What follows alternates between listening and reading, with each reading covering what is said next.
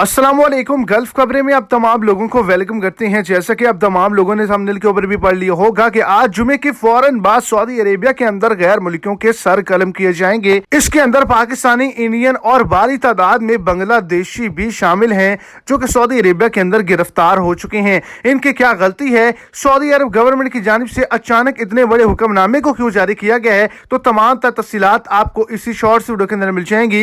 Video को and तक देखें और अगर इस चैनल पर आप फर्स्ट टाइम है तो लाजमी से चैनल को सब्सक्राइब करें, साथ में देखिए बेल आइकन को प्रेस करें, ऑल पर सिलेक्ट कर लें ताकि सऊदी अरेबिया के रिलेटेड जो भी छोटी बड़ी अपडेट्स हों, अच्छी बुरी अपडेट्स हों, वो आप तक बासानी और चल पहुंच सके। और सपोर्ट के तौर पे वीडियो को लाइक करके अपने दोस्तों तक भी इसको ज्यादा से ज्यादा शेयर करें। तो गुज़श्ता हफ्ते गैर मुल्कियों की गिरफ्तारियां की गई हैं जो कि दरामदाज थे, स्मगलिंग करते थे, हरासा करते थे लोगों के साथ ज्यादती करते थे, चोरी डकैती करते थे और इसके अलावा वारदात के अंदर मुलव्वस थे और गैर कानूनी तारकीन की मदद करते थे। इन तमाम लोगों को गिरफ्तार किया गया है और आज के दिन इनके सर कलम किए जाएंगे।